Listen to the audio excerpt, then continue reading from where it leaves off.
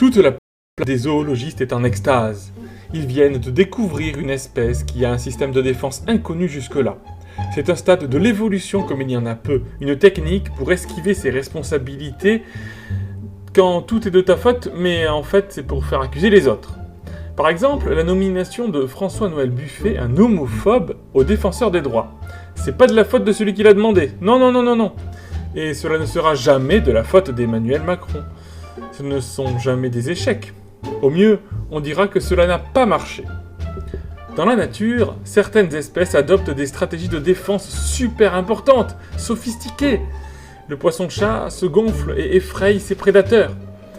Le chat se grossit en hérissant ses poils. La pieuvre et le caméléon se camouflent.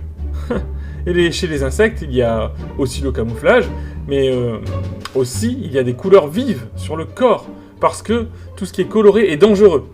Et au sein d'un même groupe, comme chez les serpents, certaines espèces non venimeuses imitent ceux qui sont venimeuses. Le but, ce n'est pas de se cacher, mais c'est d'effrayer le prédateur.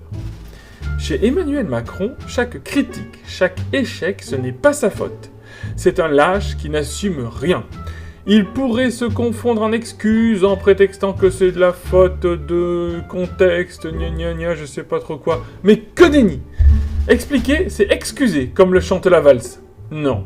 Ce spécimen a développé des parois réfléchissantes et il renvoie tout sur les autres. Son échec, c'est renvoyé sur le RN ou sur LFI.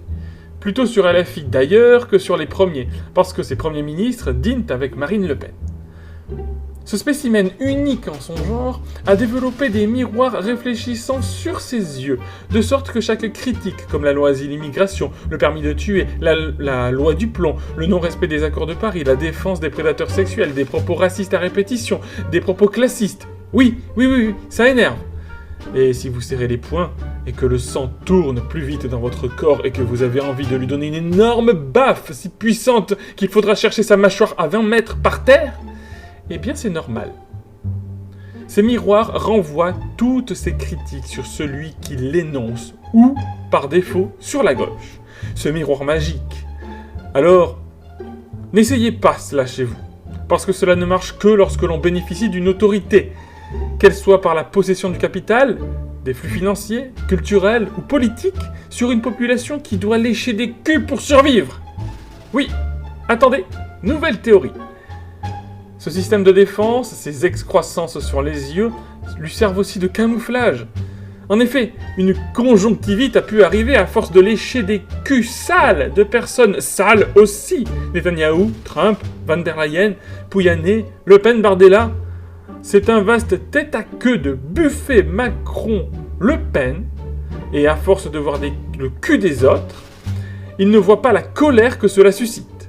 En 2027, on va leur injecter du venin pour se défendre.